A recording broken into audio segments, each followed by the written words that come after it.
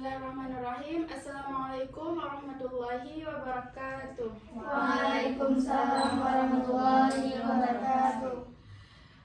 Sebelum kita memulai kegiatan kita pada hari ini, alangkah baiknya kita berdoa terlebih dahulu. Berdoa di dalam hati masing-masing. Berdoa dimulai. Berdoa selesai. Apa kabar semuanya anak-anak ibu? Alhamdulillah baik, Ibu. Baik ya, alhamdulillah. Semoga kita diberikan kesehatan dan umur panjang Allah SWT. Nah, jadi kalian sudah tahu belum kenapa ibu kumpulkan kalian di ruangan ini? Belum. Nah, jadi di sini ibu akan melakukan layanan kepada kalian berupa layanan konseling kelompok. Nah, sebelum kita mulai kegiatannya, di sini ibu punya beberapa aturan. Yang pertama itu kalian harus memperhatikan ibu sedang menjelaskan materinya. Kalian tidak boleh berbicara satu sama lain. Pokoknya kalian harus fokus kepada materi yang ibu sampaikan. Bagaimana semuanya? Paham? Paham. Oke, sekarang ibu mau kalian memperkenalkan diri masing-masing. Pertama, dimulai dari sebelah kiri. Perkenalkan, nama saya Jari Azhara. Dipanggil Aja. Perkenalkan, nama saya Syikratul Mukta, dipanggil Syakira. Perkenalkan, nama saya Amada, dipanggil Mauna. silakan ini. Perkenalkan, nama saya Nata Hudri, dipanggil Ajar. Perkenalkan, nama saya Halisa Farah, dipanggil Aulia. Perkenalkan, nama saya Rabatul Azulda, dipanggil Azulda. Nah, sekarang kalian sudah kenal kan satu sama lain? Sudah. Syakira, siapa nama yang di ujung sana? Azulda. Asilda. Oke, baik. Berarti sekarang udah kenal kan? Apakah bisa kita mulai kegiatan kita pada hari ini? Bisa ya. Oke, nah di sini kan ibu sebelumnya sudah membagikan instrumen kepada kalian. Nah, jadi kalian itu siswa-siswa yang terpilih dalam untuk mengikuti kegiatan ini karena kalian itu termasuk siswa-siswa yang sedang mengalami masalah motivasi belajar. Baik, kita mulai ya materi yang pertama. Sebelum itu kalian tahu apa itu motivasi belajar? Ada yang tahu? Enggak. Nah, jadi motivasi belajar itu adalah semangat dan keinginan siswa untuk belajar agar dapat meraih cita-cita dan masa depan yang baik. Nah, jadi motivasi belajar itu adalah keinginan kita dalam belajar supaya kita itu dapat meraih cita-cita kita dan supaya masa depan kita itu menjadi lebih baik. Oke, sekarang tanda-tanda motivasi belajar rendah. Kan tadi kalian itu ibu bilang punya masalah dalam motivasi belajar. Nah, jadi tanda-tandanya itu adalah yang pertama malas belajar, yang kedua mudah bosan di kelas, yang ketiga sering menunda mengerjakan tugas, yang keempat tidak fokus saat pelajaran, yang kelima nilai pelajarannya menurun. Nah, jadi salah satu dari kalian itu mempunyai tanda-tanda motivasi belajar yang rendah yang 5 tadi. Nah, selanjutnya, jadi apa sih penyebab dalam motivasi belajar yang rendah itu? Nah, penyebabnya ada 2, ada yang internal dari dalam diri kita sendiri, yang kedua ada dari eksternal dari lingkungan kita seperti dari teman, seperti dari keluarga. Nah, sekarang ibu akan menjelaskan kepada kalian itu yang pertama dulu tentang yang dari dalam diri kita sendiri, yaitu dari internal. Oke, yang pertama itu. Nah, jadi masalah dalam diri kita sendiri, dalam masalah motivasi belajar yang rendah itu, yang pertama itu kita kurang percaya diri, yang kedua tidak suka pelajaran tertentu.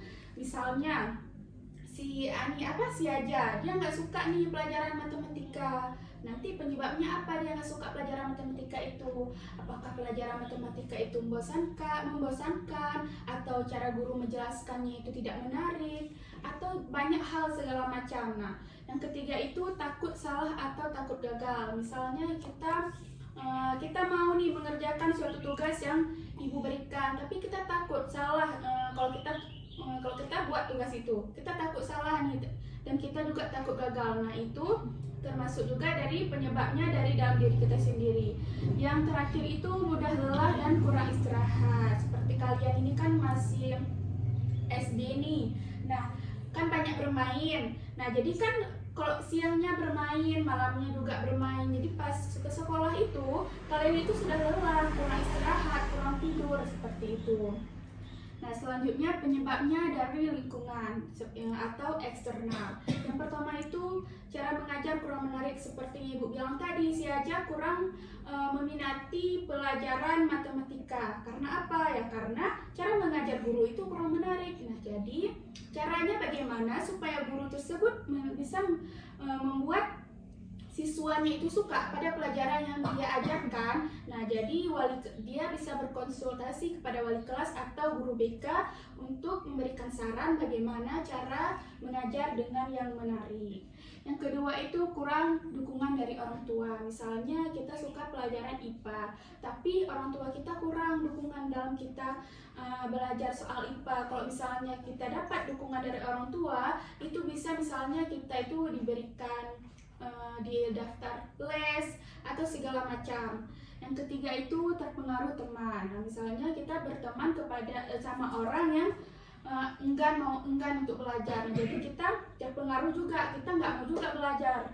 Nah, yang selanjutnya terakhir, suasana belajar tidak nyaman. Misalnya dalam kelas ribut, jadi kita malas untuk belajar karena dalam kelas itu ribut. Selanjutnya akibat jika tidak semangat belajar. Nah, jadi ada akibatnya jika kita tidak mempunyai motivasi belajar yang baik. Yang pertama, apa akibatnya? Yang pertama itu nilai semakin turun. Yang kedua, tidak naik kelas. Yang ketiga, sering dimarahi guru atau orang tua. Yang keempat, tidak percaya diri. Nah, jadi kita tidak boleh memiliki motivasi belajar yang rendah, supaya kita punya nilai tinggi, supaya kita naik kelas, supaya kita nggak dimarahin guru atau orang tua, supaya kita percaya diri. Nah, selanjutnya bagaimana sih cara meningkatkan motivasi belajar? Yang pertama, ada yang tahu bagaimana cara meningkatkan motivasi belajar? Yang pertama itu menentukan cita-cita dan tujuan belajar. Nah, jika kita tahu cita-cita kita apa dan tujuan belajar kita apa, misalnya cita-cita kita itu menjadi dokter, tujuan belajar kita itu supaya masa depan kita lebih bagus. Nah, jadi jika kita tahu cita-cita kita jadi dokter, kan dokter itu harus pintar kan? Nah, jadi kita harus giat belajarnya, nggak boleh bermalas-malasan. Jadi jika kita bisa menentukan cita-cita kita, itu bisa menjadi paduan untuk kita lebih semangat belajar lagi.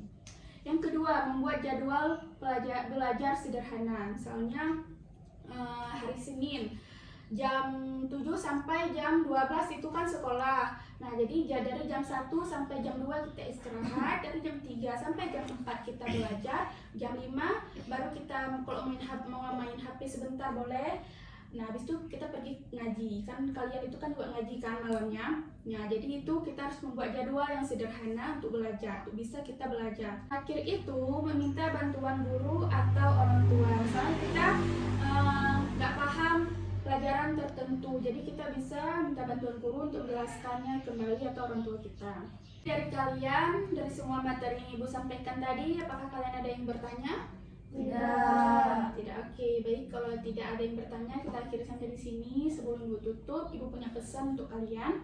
Setiap anak pasti bisa belajar dengan baik. Tetap semangat, jangan menyerah. Tetap terus berusaha untuk menjadi lebih baik setiap hari. Nah, sebelum kita akhiri kegiatan kita, Ibu terima kasih pada kalian karena kalian sudah mau mengikuti kegiatan kita pada hari ini.